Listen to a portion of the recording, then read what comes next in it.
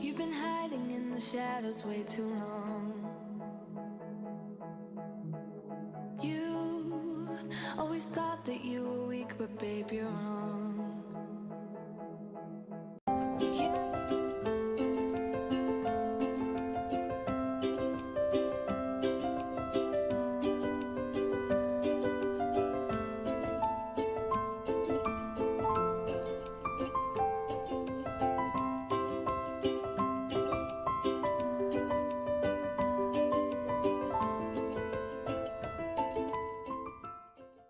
Yeah, you better step into the light, just give it a try. Think that it's time you let that spark out. You've been hiding in the shadows way too long. And who cares if you might mess it up? You're stronger than the others think. And who cares if you might... Well, hello.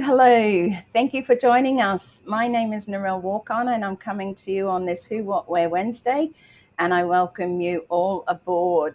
What a glorious day to be alive, hey? And we get to choose it that way. We get to choose how we wake up. We get to choose how we spend our day, and we get to choose the choices in life or during our day when we meet certain things that come into our lives. Our lives are not perfect, absolutely not. But we get to choose each day. I just want to say a few hellos. We have a wonderful special guest with us tonight, and we are so excited.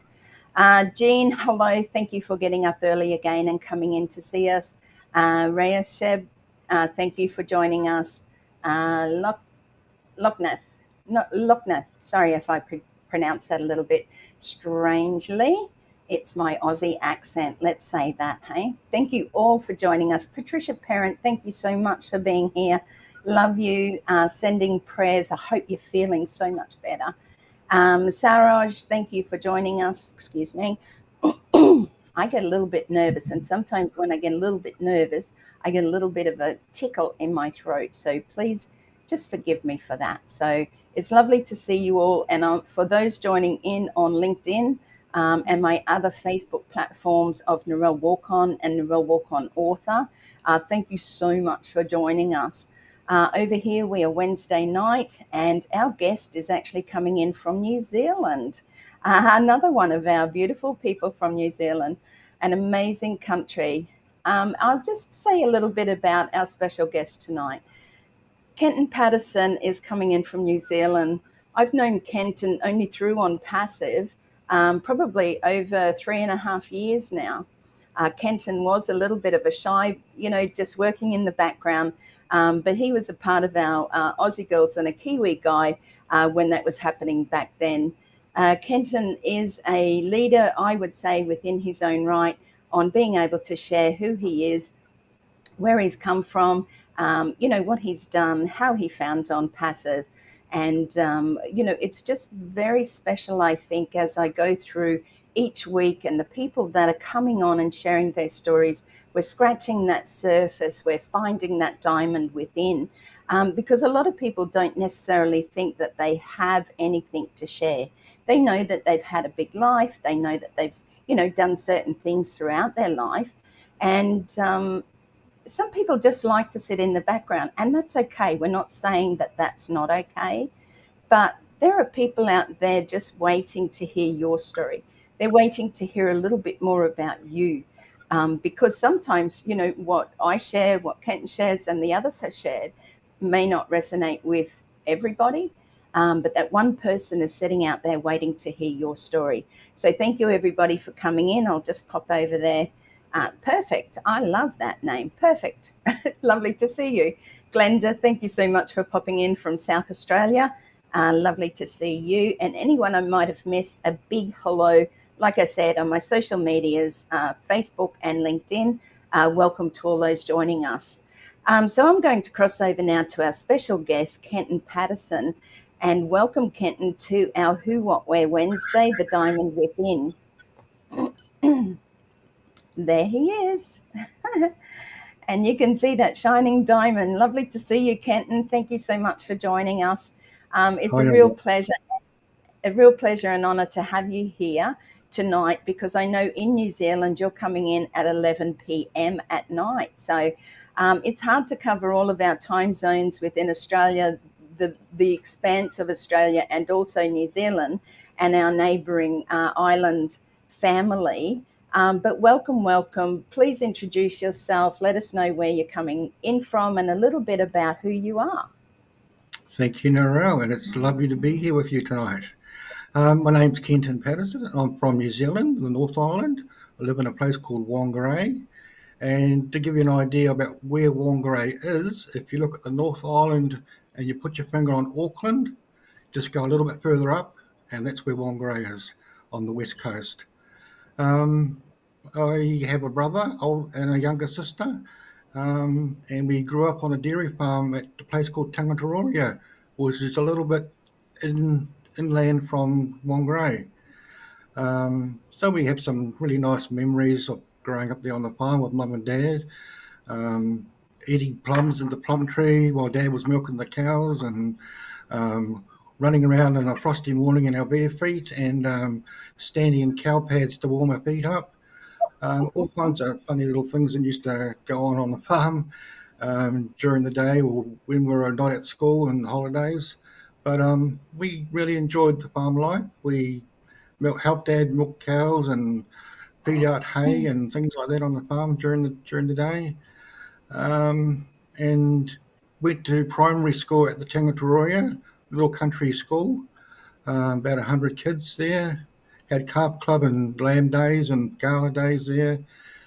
Kids would make things in the classroom, and we'd get judged on those, and play ball rush and rugby at lunchtime. But that was great. We had to go up to high school and sort of grow up a little bit, and so we went up to Dargaville High School. I did about 3 years at the Dargaville High School. Didn't really like school much. I wasn't a school person. So after my third year, I think it was at high school, I said to mum and dad, "Can I leave school and get a job?" And they sort of hummed and hawed about it for a little while, and they decided that I could leave school, and as long as I got a job.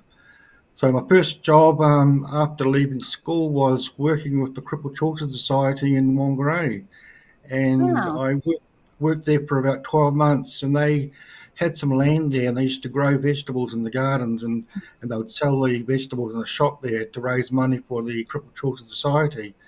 So I spent about 12 months there helping with that, and then moved on to another job growing tomatoes in a hothouse, and that lasted about 3 hours. And then I said, no, it's not for me in the middle of summer working in a hothouse. So I went back. Just before you go any further there, I just want to jump in, because a lot of our listeners don't understand. I just want to take them back to when you said, when you grew up on a dairy farm or a farm, that we used to, in the winter, go and stand in hot cow poo. So a fresh cow poo, pad, whatever you want to call it. I just wanted to take people back there, because we did that as children as well. If a cow was freshly pooed, I know it's not a good discussion, but we came from a poor family. There was nothing really about slippers and stuff, but that's how we grew up. Barefoot, go down. If the cow had just pooped, then you could put your feet in it and would warm your feet up. Or if it had been sitting or lying down, you would get it to move so that you could feel the warmth of its body on the ground. It was really quite an amazing time. So I didn't want to interrupt you, but I wanted to bring that up, because I think a lot of people here probably have not heard of people doing that. But it's certainly something, I said it always made me a bigger girl by standing in cow poop. But continue on, please. So the hothouse, you were up to there with tomatoes, so please continue. Yes. So we had this job at the hothouse, and I applied for the job, and it was the middle of summer. And I started work there on a Monday morning, and by about 11 o'clock, I had to go and talk to the owner and just tell him that I really wouldn't be able to stay any longer and work in a hothouse. It just wasn't me. And so I rang up Mum and Dad and told them that I didn't have a job and I was coming back to the farm. But I was back there for a little while, and a friend rang up and said that they were looking for some labourers for Telecom New Zealand. So I gave them a call and they asked me to come in for an interview. And on a Thursday, I think it was, and they said to come in for the interview. And then on the Monday, I started work. And I actually was there for about 7 years, laying underground cable and driving trucks and machinery, laying cable all around Northland. And then after about 7 years there, I had a cousin that was living in Western Australia, and he came back for Christmas one year, and he was telling me all about Perth and the Australian lifestyle, and it sounded pretty good to me. So he said, come over and stay for a while. So I thought about it for a while, and I threw my job in at Telecom, sold my car, bought a one-way ticket, and went and lived in Perth for 2 years. It ended up with a job at Telecom over there. So that was a really nice experience. Yeah, and it's sort of similar. We're on the same sort of, the same line as far as weathers and that sort of thing goes. So a lot of people wouldn't understand that New Zealand is the most beautiful place on earth. I only say that, well, I should say the second most beautiful, because Australia is the best. And that's just my opinion, okay? Yeah. But, a lot of people come over from New Zealand, and, one of the things that we have is usually plenty of jobs. So going over to Perth, I lived in Perth for a couple of years, beautiful place, certainly a little bit different to the east coast of Australia. But very similar in a lot of ways for weathers and that, coming from New Zealand. So how long were you here in Perth then? It was about 2 years, and it was about 20 minutes from Fremantle where we were living. Nice, yeah. Yeah, and work was sort of just up the road, so I used to walk to work, walk home, and lots of barbecues, drinking beer and stuff like that. It was just a great lifestyle over there. I met a girl over there. We lived together for about 2 years. Girl from Wales, but she went back to Wales with her parents, and I decided to come back to New Zealand after 2 years. And so I ended up back on the farm again and helping Mum and Dad on the farm for a while.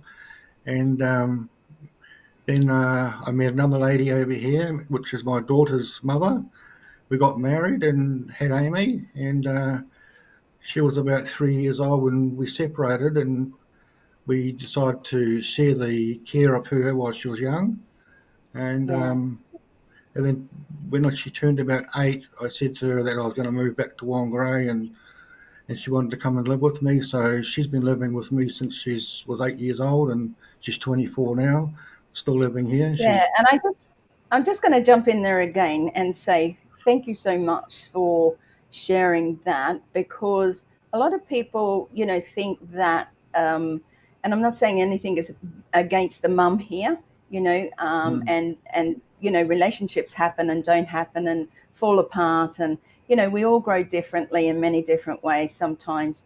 But what a great dad you are. Thank you so much for stepping up and being a great dad to your daughter, Amy. I know Amy is living with you. What a beautiful young lady. So thank you so much for doing that. I just wanted to jump in and say that we have respect for those men who step up and take responsibility, for their children. So again, thank you. Now I'll let you go on again. Yeah, no, just on that topic, I know there are a lot of men that when they end up in a situation like that, they walk away and don't want to have anything to do with the ex and the children, and they end up growing up not knowing mum and dad. But it doesn't have to be that way. We could still support that child, but don't live in the same house. Absolutely. So yeah, but I did step up, and I did want to be in her life, and I put her through schooling and helped her with her first job and all sorts of things. Had puberty with a girl, all kinds oh my gosh!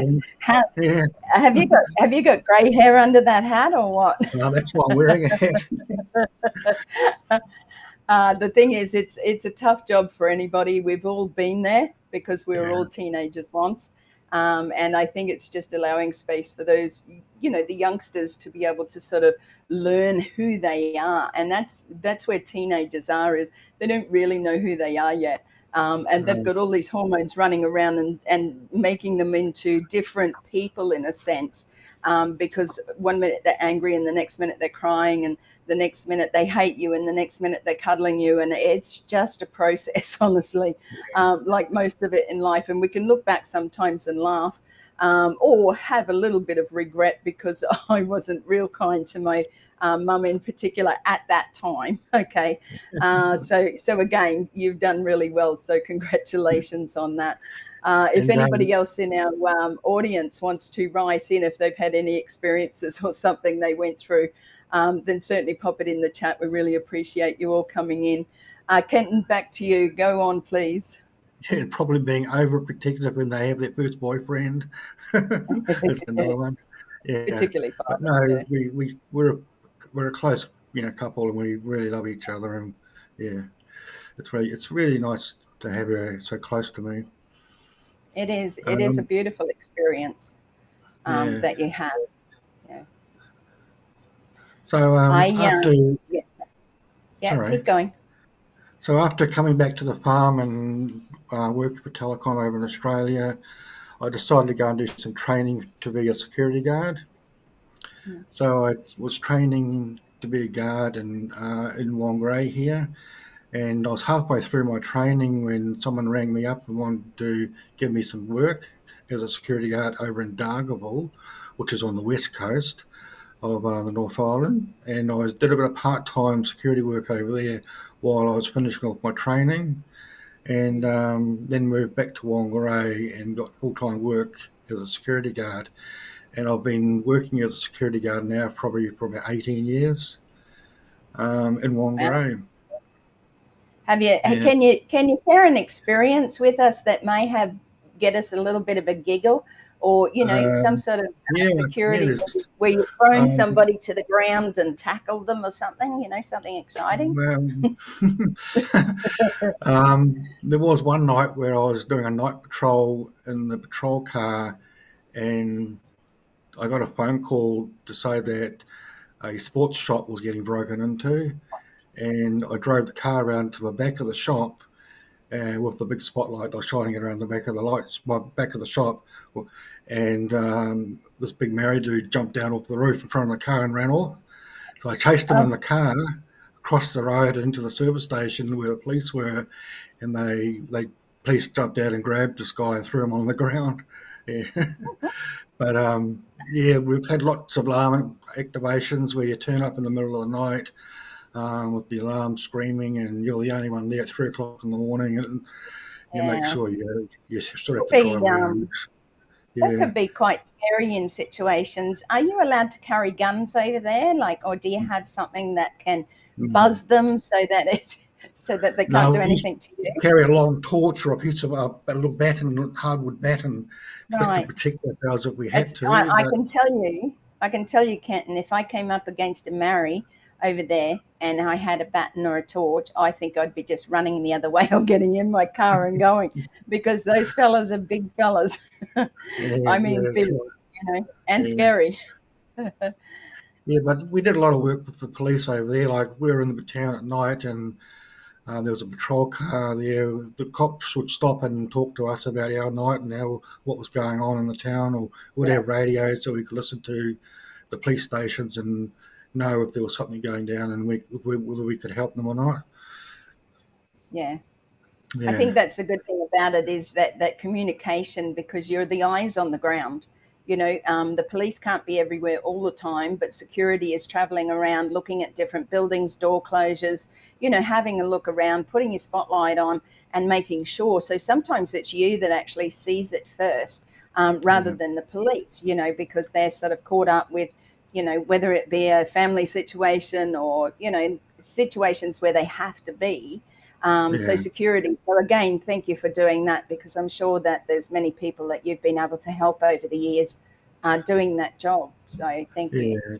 See, we used to go up to the hospital too, Dargaville there, and do a lockdown at the hospital. And part of that hospital wing was there were a lot of mental health patients, and you'd quite often be walking around at night. You'd come across one in the middle of the night that was just outside having a cigarette or something, and you'd have to sort of approach them in a nice way and talk to them and help them back into their area where they were staying without them sort of flipping out on you more or less.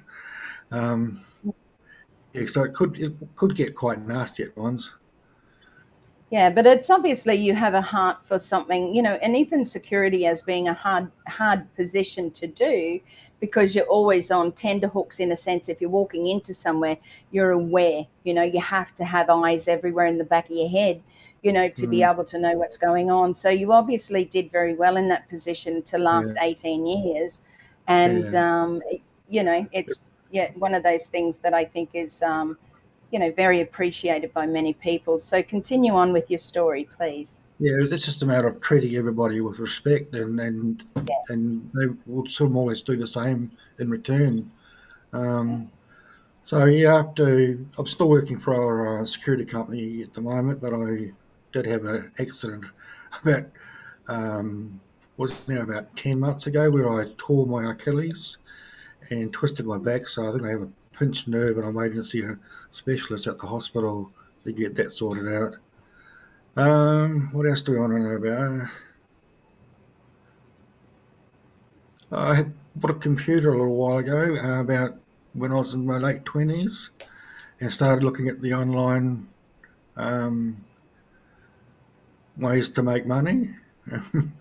Like everybody else, you see something online, you think, hey, you might be able to make some money with that, and jump into it. There was like an MLM thing or whatever. I tried a few of those online, lost money, never really made anything out of it,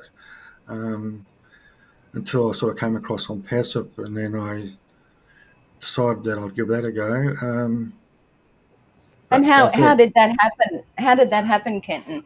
You know, how did ONPASSIVE find you? I sort of given up on doing anything online because I'd lost money, and I thought everything you see is just a scam. Everything you see, people just want to take your money, and there's no honest people online. So I gave up and just didn't want to know anything about what was going on with the online, until one day, about 6 months later, I was outside mowing the lawns, and I came inside and I was just flicking through my phone, and I came across an ad, and it said something like all done for you. I thought, all done for you? What's all done for you? I mean, inittowinit and things like this. And I thought, okay. And I thought, well, if I was to join this and become a founder, all I'm going to lose was $97. And they said they'll give you money back anyway. So I thought, oh, well, I've got nothing to lose.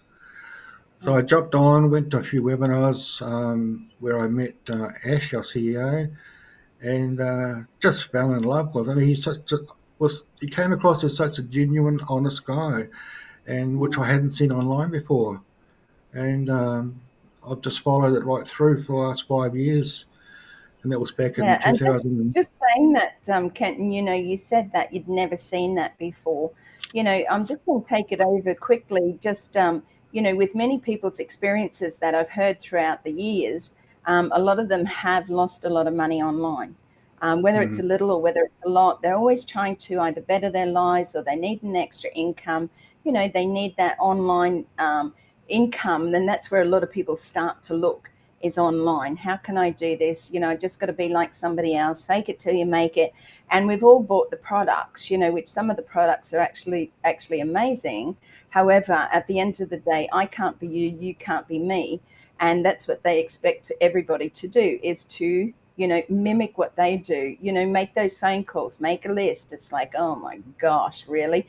And you know what? I'm a talker. However, I don't like doing that stuff. And the thing is, I think if you're 100% committed to something, it does make it a little bit easier to share. But when you're trying to sell somebody an item that they can buy in the supermarket for less price, but probably as good a quality, it's hard for MLMers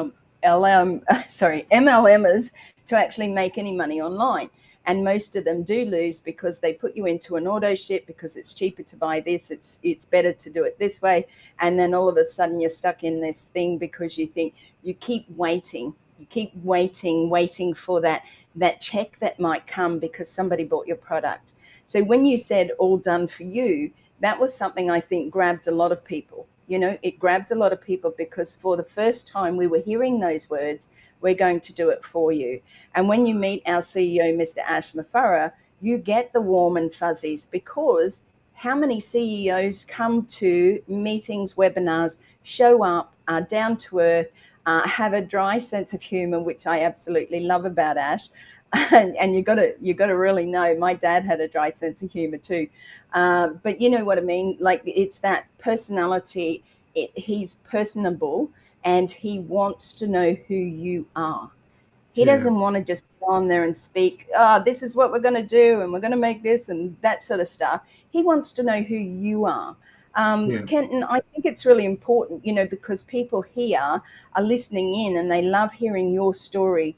So let's continue on. I just wanted to sort of share that little bit about why ONPASSIVE is different. So if you can explain that to our audience a little bit from your experience, that would be really great. Thank you.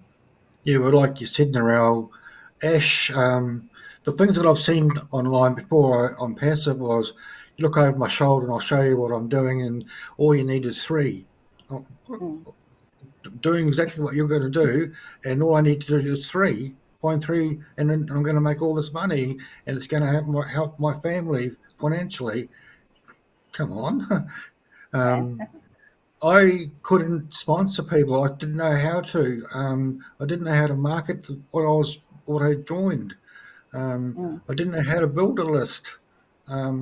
These are things that it's all going to be helped and done for us through ONPASSIVE. We're going to be given the tools and the know-how through Ash's experience, and so we can go out and do this for ourselves. So that's what I love about this. He's down to earth. He wants to share his online experiences with the founders so we can benefit from that and share that same experience with our family. So it's just a totally different to what you've ever seen online before. Yeah, it certainly is very different. And I think, a lot of people will say, well, we've been here for a while now. Now, I'm just going to relate it to me just for a minute. When I was in business and I went into my own bricks and mortar florist shop, your accountant will normally tell you when you start a business, it can take 5 years for you to actually start making what you would call a really good profit. Most of the time in small business, you go when you're not even making enough to pay yourself. Okay, you're paying out, whether it be for rent of the business, electricity, telephone, wages, stock, everything goes back into the business. And I do believe that Ash has been doing that in saying, he wants the best of the best. He has been growing ONPASSIVE. ONPASSIVE from where it started is a completely different business module or movement than what it was when it first started. And I think I've heard others say, whether it was Marty or those, to say that Ash didn't even realize, I suppose, how big it could get, or the support that he would get from all over the world, from people who want to make a difference in other people's lives. That hope for humanity is huge.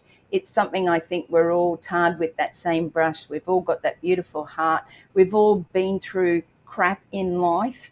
Okay, so we know what it's like. One of the things that Ash has just recently said was rock bottom will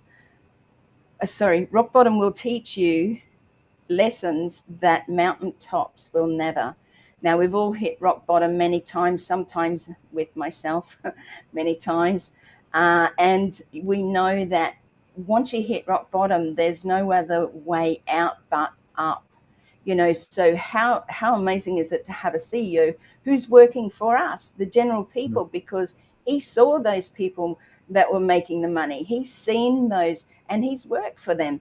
you know, the power hungry, the money hungry, the not wanting to share. And we should not have any poverty in our world at all with the financials, especially, you know, even with the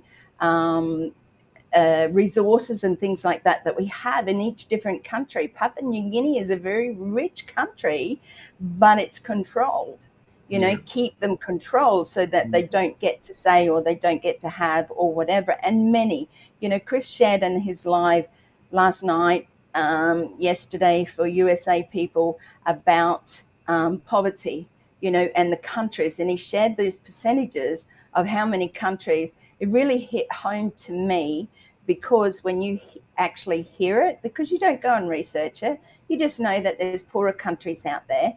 And Australia and New Zealand are both quite rich countries, you know, with our resources and just where we are in the world, you know. So, but when you hear that some countries are only making $100, $500 a year, right? A year, that's what really hit home to me.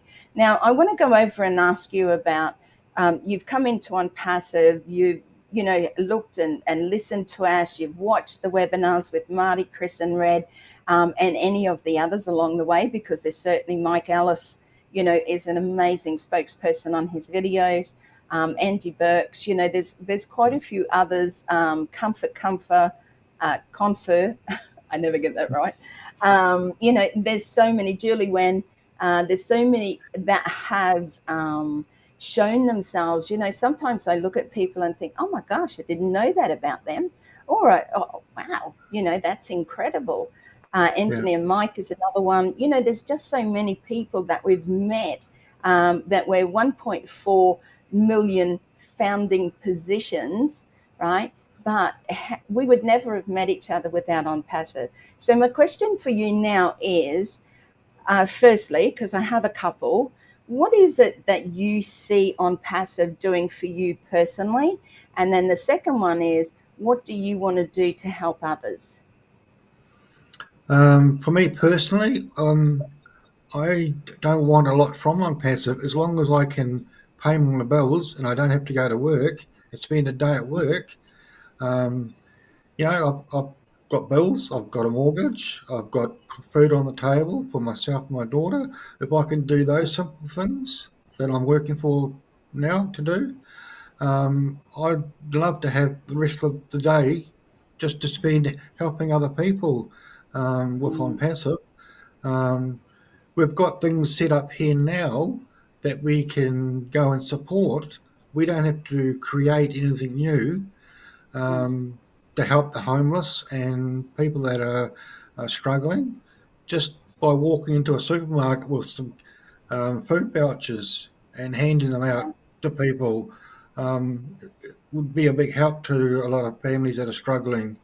So for me, it's not a lot. I just want to be able to pay my bills and just carry on with life and spend the day that I'll be at work helping other people, lifting them up, showing them a better way of life, sharing the joy of not having to struggle. You know, there's a lot of people out there that are struggling, and you know, if they could just get out of that struggle street rut that they're in, and show them there is something out there that's going to help them. Yeah. So you spoke about, you know, there's already companies out there, and I believe in this too, and I know it has been shared by many others, is that there's already companies out there or people out there working with different support groups and things like that that are already doing what we want to help with. Now, I physically can't go out there on the ground and do a great deal. However, I can support those people, say for the homeless, like you said.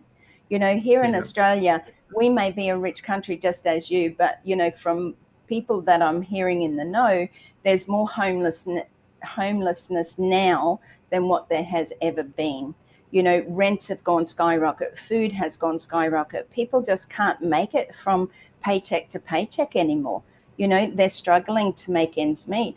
Some of them have children. Some of them are elderly. So if we can help support those companies that already have a love and a passion for doing what they're doing, whether it be financially or going out and buying mattresses or sheets or blankets during the winter, you know, because you have very cold winter over there. We had 3 days. So, you know, places where people feel safe and secure. I think a lot of homelessness or a lot of homeless people, and I don't necessarily like calling them that, because a lot of their situations are not because they wanted to. Some choose to do it, but there are a lot who are forced into living under bridges, down by the river, you know, that sort of thing. But all they really want in their life is somewhere safe and secure to call home.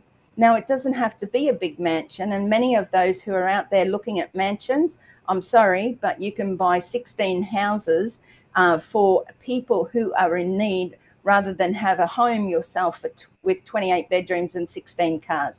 Go for it, but please don't talk to me about it, because I'm not interested in hearing about luxury items. I'm here with heart, just as Kenton is this evening, to share our hearts, to say we want to help those in need. As Kenton has said and stated, and myself too, I don't need a lot in my life. Yes, I have a mortgage, so what? You know, but I'm going to help people immediately. It's not about filling my own pockets, I'm sorry, but I couldn't do that and then just wait for how long? 6 months, 12 months before I make enough to be able to help those in need? No way.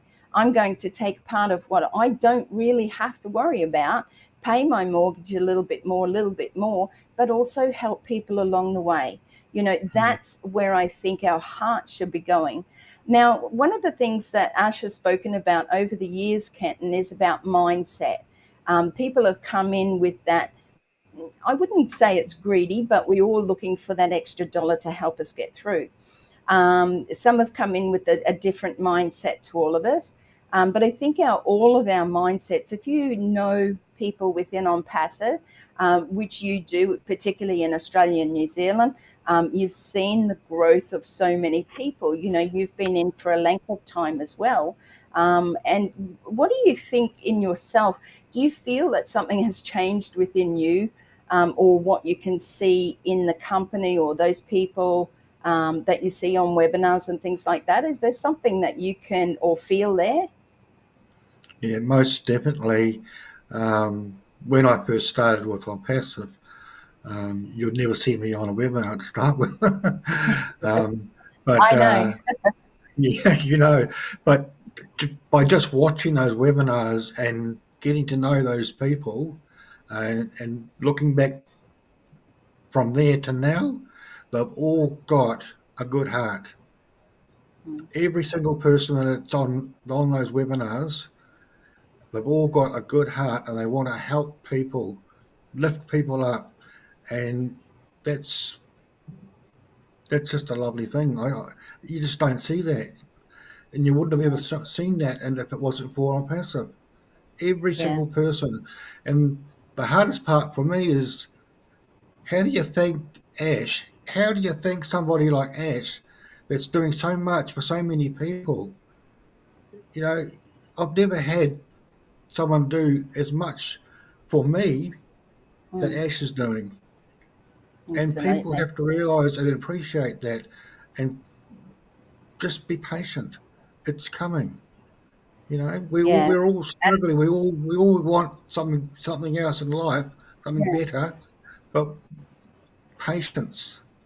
Let Ash do what yeah. he has to do. I always say to people, and this is something for you all to think about, those in our audience tonight as well. And I'll come over to the chat in a moment, because there's some amazing comments coming in from all over the world.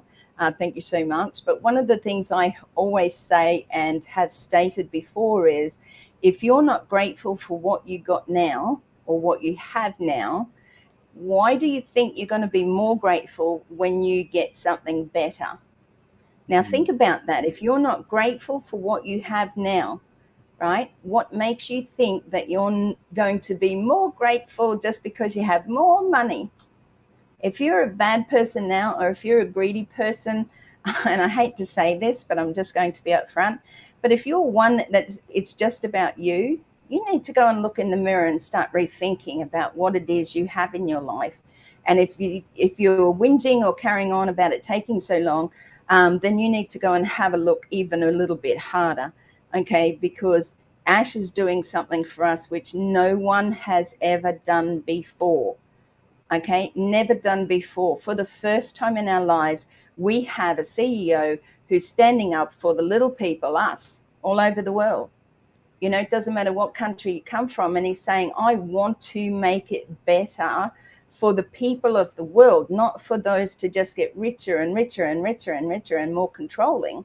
I want to help those little people. So places like in Africa, Uganda is, you know, part of down the bottom end, you know, those in Ghana, Haiti, Papua New Guinea, you know, there's a lot of places there that are struggling, you know, and you will find, and I've just read something again just recently that said, isn't it, well, it's not funny, but isn't it strange how the people with the least usually will give you the shirt off their back? They will give you something to help you out rather than you do without. Just take that on board as well. You know, for everybody listening in here tonight, that's a really good one to think about. You know, those who have nothing, give freely from their heart. You know, learn to give with love, and also that gratitude. Be grateful every single day. You know, I don't wake up, I wake up, you know, and I'm very thankful that I wake up every day. Thank you, Lord. But I don't wake up with how what am I going to do for me today? I wake up with that, how am I going to help somebody today? And sometimes you can, and sometimes you're not able to. You know, it doesn't always work out the way that you want it to. But I think if you can smile at somebody, things that cost you nothing, you know, it makes you feel better too, because it comes straight back to you. Anybody who's having a bad day, and if you smile at them, you can't help but smile. It's like a contagious type thing. So, yeah, so that's really good. So over to you again, Kenton. Is there something that you want to share with us, a little continuation on from that? I know we've been interacting tonight, and I really appreciate the conversations backwards and forwards. You've had a lot to share, and I really appreciate what you have shared so far. So over to you. Yeah, just going back to my security job, for the last few years I've been working at a bus stop, and at that bus stop we do the security of the bus stop, and we also interact with the public, help them with bus timetables. They come in with little cards to top up their bus cards to use on the bus. But there's also a lot of homeless people there. Yeah, they sit around at the bus stop and stuff, and beg for money and stuff. You know, it's quite often they'll come up to you and say, hey, bro, you got $2? And you'll put your hand in your pocket and you'll give them $2 so they can get on the bus. They might have an appointment somewhere they need to go. So you're always helping somebody in the community that can't afford a $2 bus ride. So, or I could get up now and walk down to a bridge down the road from here, and I know there's going to be some people sleeping over that bridge tonight. So those are the sort of people I've worked with in the community and helped, and that won't stop. That won't stop. I think it's Yeah. it's a lovely feeling, Kenton, you know, to be able to help. I know over time, and you may have felt the same, am I giving this to the person who's actually going to use it for what they want it for, or are they going to use it to do something that isn't so nice for themselves? We can't make that judgment. Only God knows the answer to that. I think if you give from a loving heart, you actually attract those people who need us, who need to be loved on. And if the occasional one slips through that isn't doing the right thing, that's not for us to judge. It's for us to go, you know what? It's not a lot of money. We're not giving them tens of thousands of dollars and things like that. One of the things that my son and I talk about often is building what they call here tiny homes. And I know in America they have them there as well. You know, tiny homes are something that people have, that safety and security. And it also allows them a place out of the wind, the rain, the bad weather, to be able, or even the heat, to be able to lie in a comfortable bed But, you know, and I think tiny house communities are something that we could all look at, you know, in every country, about helping that with you know, doing the on passive way of being able to uplift others, giving them just somewhere to stay safe and secure. Is there something that you have, you know, thought about, say, a bigger goal of where, you know, helping people and buying cards and stuff like that is really important? I think in the beginning, many of us will be doing that. But do you have something that's like big, bigger? Yeah, well, it's the same here in New Zealand. Housing is a big issue. Um, just for those homeless people that I've just spoke about, for them to have somewhere to go and get out of the cold and the rain in the Yeah. winter would be their whole attitude to life. It would uplift them just to be out of the elements in winter. So yeah, another thing, when they had the earthquakes in Mm, Christchurch, they were mm, building container homes out of shipping mm, containers, and they were mm. making them into homes. So you could have some land somewhere and build some tiny homes, container homes, and just somewhere where they could go and get out of the elements and be safe. Yes. Um, it's got to be better than sleeping under a bridge. Absolutely. And a lot of people are so grateful just to have that. You know, it doesn't have to be anything flash, but these tiny homes, I've been doing screenshots, saving the photos that come through Facebook.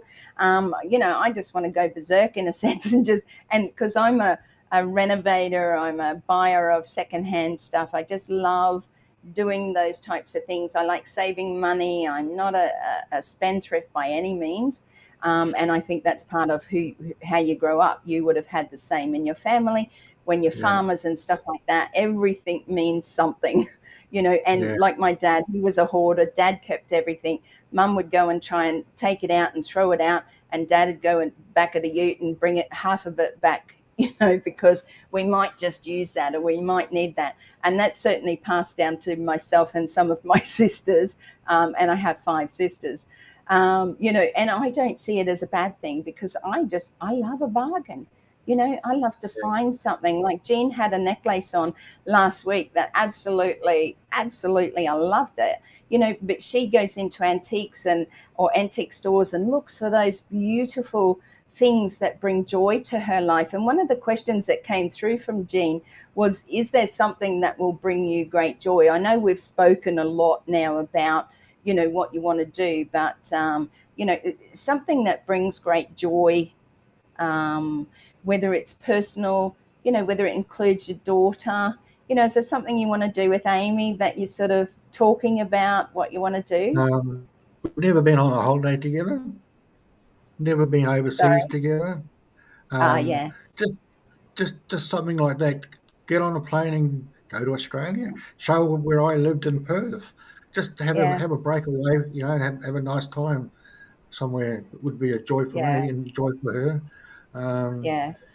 you know, just it's just those little things that we just don't do because we can't afford them.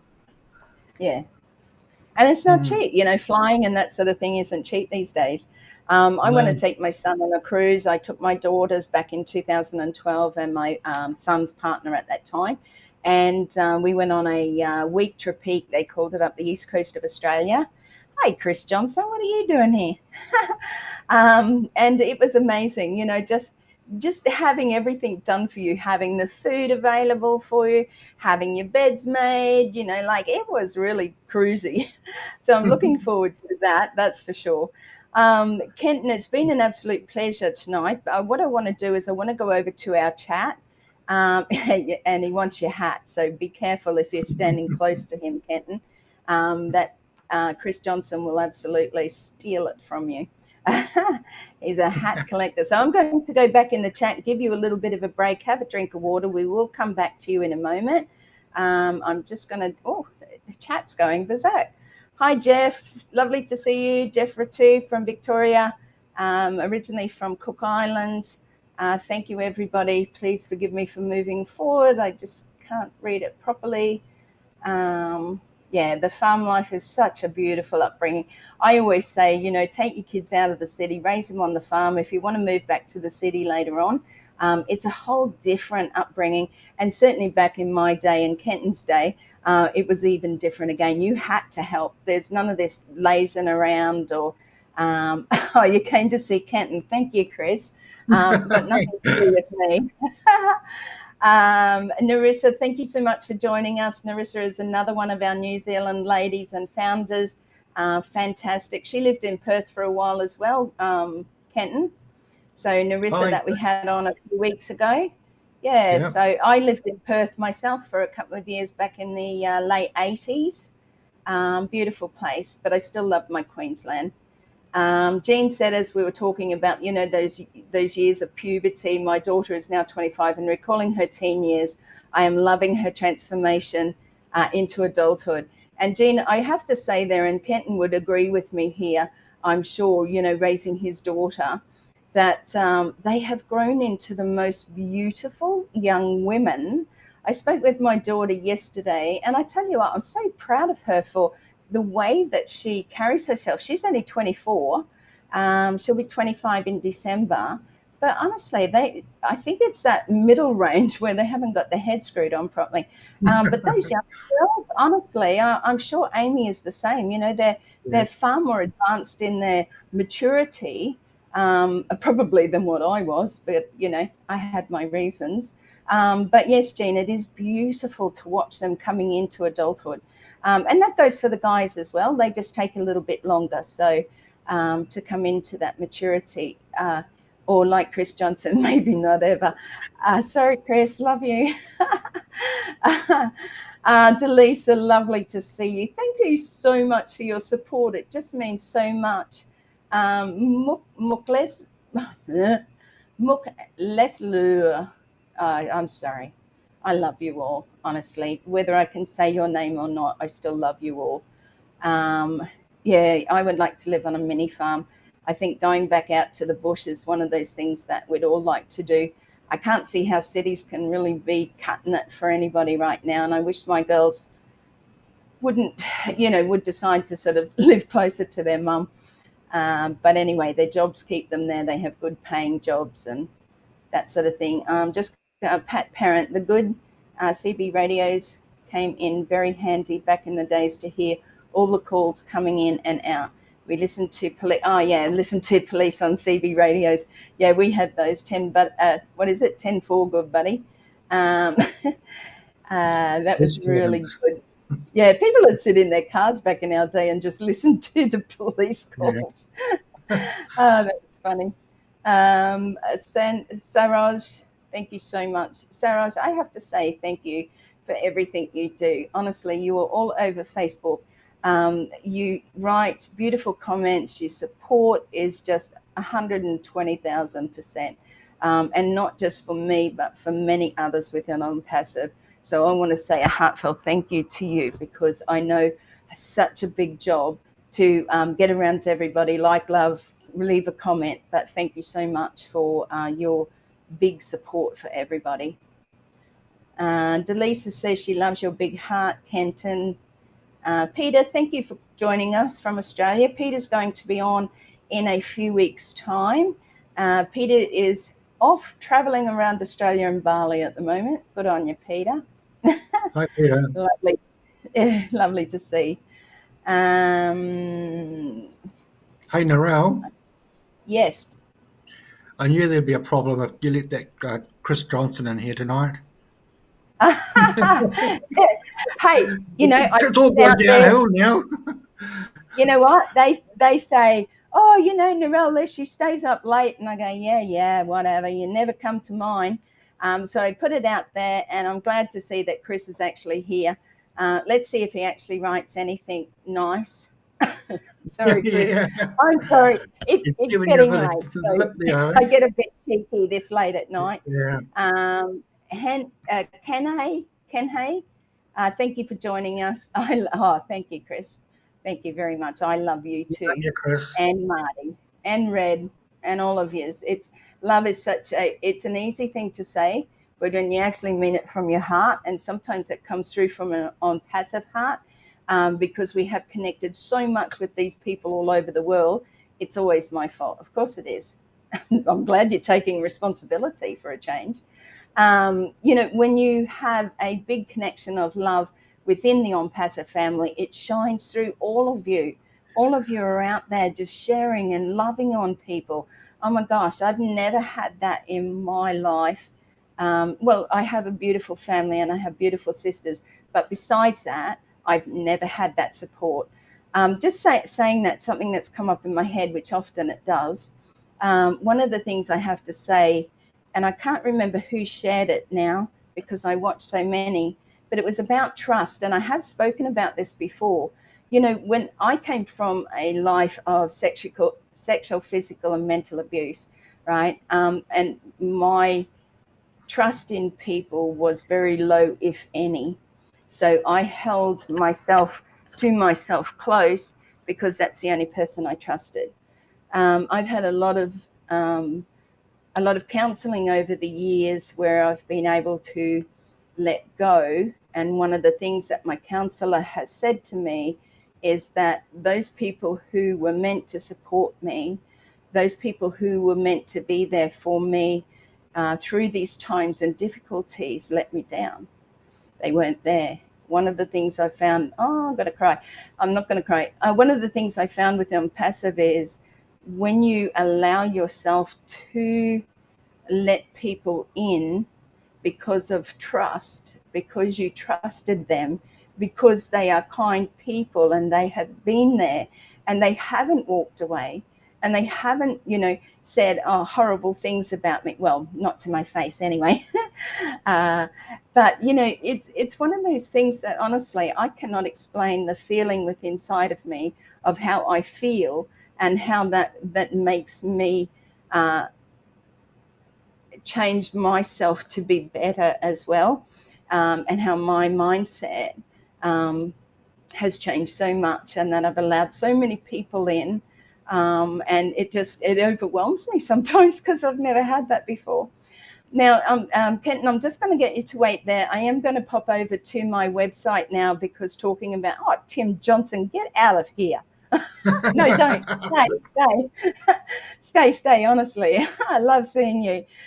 Tim, just before I go over to my website, Tim Johnson is one of our amazing graphic artists who is an incredible man, incredible founder. He has a twin brother, Todd, and together they are just super amazing, super family, super mom. Oh my gosh, you know, like you guys have what I suppose some of us have always wanted in our lives. And I do appreciate everything you do, Tim, and thank you for being here.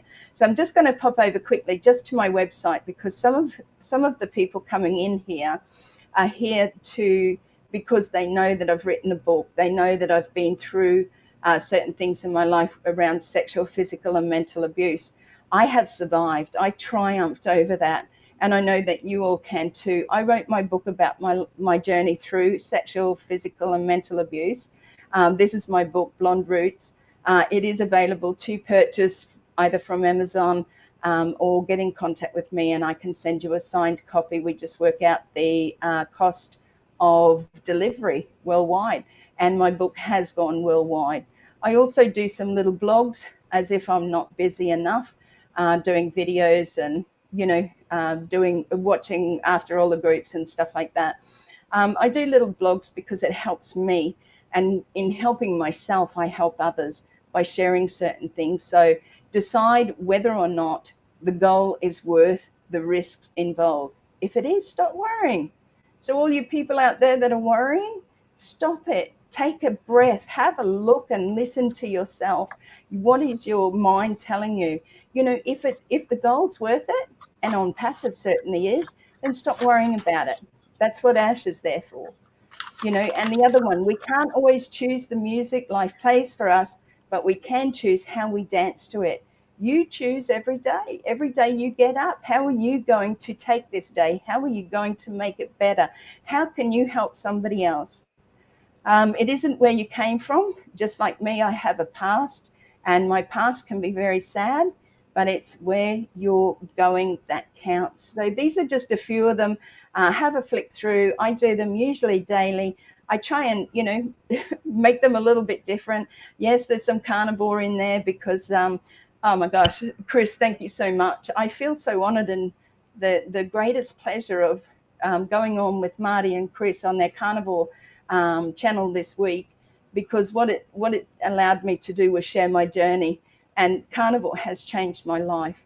On passive and then carnivore, oh my gosh, you know, feel like $1 million. And do I always wake up that way? No, I don't. But I choose to be me, and I choose to get out there and step up there to make it better for somebody else today. So back over to me. I'll just say a few more hellos here. Oh yes, Chris. Hello. I love you guys because I love your sense of humor.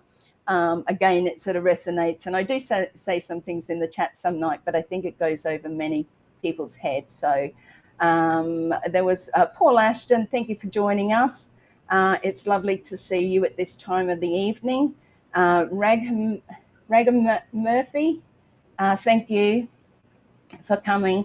I'm nearly as bad as Red Redfern when it comes to saying names. I should get Jane on here and get her to read the names for me.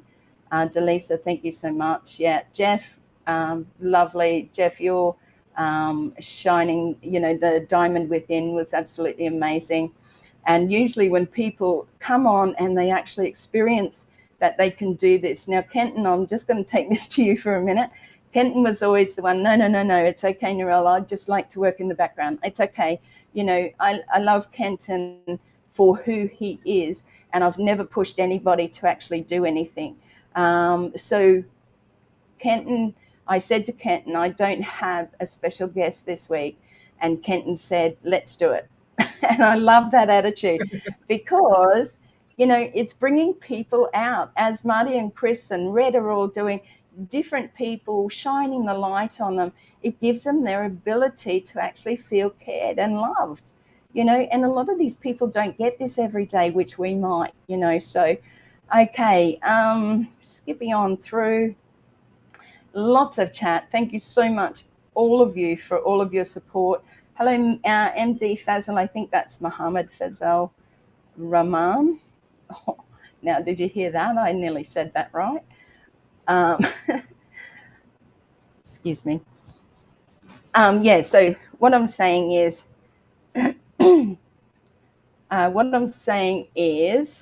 is nearly time to finish up. So I just want to say a big thank you to everyone. I wanted to go over there. Kenton, is there anything that, you know, you would like to maybe put out there, your last words? Because your story has been amazing. We've had a lot of fun tonight. The cow, Chris missed the cow poo. So maybe, you know, that's a story we need to bring up for Chris. Standing in cow poo when the cow has just freshly done a poo. Us poorer people over here, as Kenton was raised on a farm as well, you go and put your feet in it on a cold morning, and it warms your feet up because you don't have any slippers. So I'm sure Chris will play with that tonight on his live. But Kenton, please go ahead. I want you to have the last words here tonight. I know I've been chatting too long, but I just have a lot to share as well. Thank you. Just come on, New Zealand and Australia, get into ONPASSIVE. That's all I want to say. We need more New Zealanders and more Aussies on the show so we can talk about ONPASSIVE and share the love and uplift people throughout the world. We just need to help more people, and the only way we can is on a platform like yours, Narelle. So thank you so much for giving me the opportunity tonight to be part of your platform and sharing what I've gone through in life and how my journey with ONPASSIVE started. So I much appreciate that. But we need more Aussies and more Kiwis. Yeah, we do. Kenton, it has been an absolute honour, and thank you so much. I want to say this to everybody out there.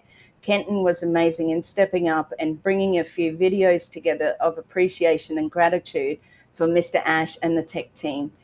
He put this together. We spoke about it. You know, we wanted to discuss how this was going to look and how we could do that. There are a lot of Australians, probably those all over the world, that are not stepping up right now. They don't want to be seen. They're scared. they're sitting back, they don't want to do it. But as Kenton just said, we need you, Australia. We need you, New Zealand, and those surrounding islands. We're hoping to get a gentleman on Friday who's coming in from Samoa. So I'll let you all know about that. However, it really is, you need a platform, you know, and hey, I just happen to be a good talker, which I know none of you think that, but it's one of those things. I think that, you know, together Kenton and I have stood strong together and supported each other and lifted each other up, knowing that what we really want is for our countries not only to be heard or have a name within ONPASSIVE. This is not a telethon.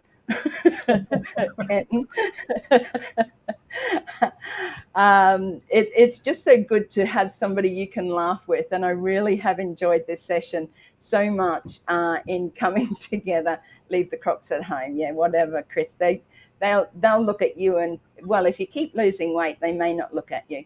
But you know, it's one of those things that when you've got unity, when you've got support, when you've got love and passion and purpose, you come together, and it's knitted together in a wonderful family called ONPASSIVE. So thank you once again for everything, Kenton, that you have done over the years, but more of recently, where you actually did those beautiful videos sharing people's gratitude for Mr. Ash. We want to be heard over here, and there's so many Australians that ONPASSIVE will help. We need to get these messages out. Remember that if you are new to my YouTube channel, please subscribe so that I can share these out to the world as well. So Kenton can share his, you know, shining the diamond within out to the world, so that people can see who you are. You know, this is not just for me. This is just a platform for me. Yes, I've had this platform since 2012, you know, but so it's been going a long time, and I am an author. I'm a published author, and I just wanted to change and charge it up a bit so that we could start shining that light, as you know, Marty and Chris and Red and all the others have been doing, but they can't do everybody. So I wanted to uplift Australians and New Zealand, PNG, you know, Samoa, Philippines, Singapore, Thailand, and any of the other islands, Fiji, that surround Australia and New Zealand. We want to lift you up. We want to support you. You know, this is the only way that you're going to make a difference, not in just your own life, but in many lives in your community, your country. And it's about time somebody took that initiative and said, this is not how it's going to end, do or die. So thank you once again, Kenton. Thank you everyone for joining us. It's been a heartfelt night. We've heard a little bit more about Kenton Patterson, so now you can all play out on him and his hat. But we will see you again next week on Who, What, Where Wednesday. If I'm going to do a spontaneous on Friday, a spontaneous video, because some people can't make it at the time frame, then we will do that, but it'll come out on Friday afternoon, my time. And if you see it, otherwise they're all recorded. So thank you once again for joining us. Like I said, if you're new to the channel, subscribe, like, share it out with those in Australia, you know, share it out with those in New Zealand, share it out with everybody that you know that needs to have makes a difference in their life. If you ring the bell, you can get notifications. That's a really important thing. So then you'll know when I'm going live, even if it's spontaneous. So thank you once again for joining us. I do appreciate each and every one of you. See you next Wednesday night on Who, What, Where Wednesday. And thank you, Chris Johnson. I'll see you at midnight. Love you. Bye for now.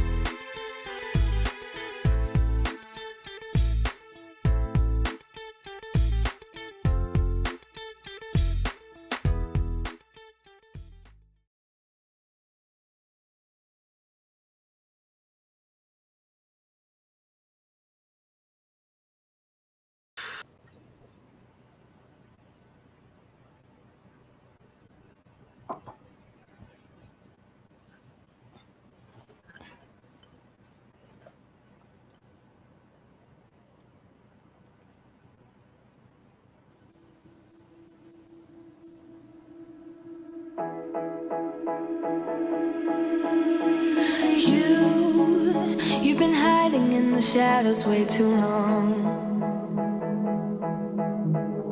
You always thought that you were weak, but babe, you're wrong. Yeah, you better step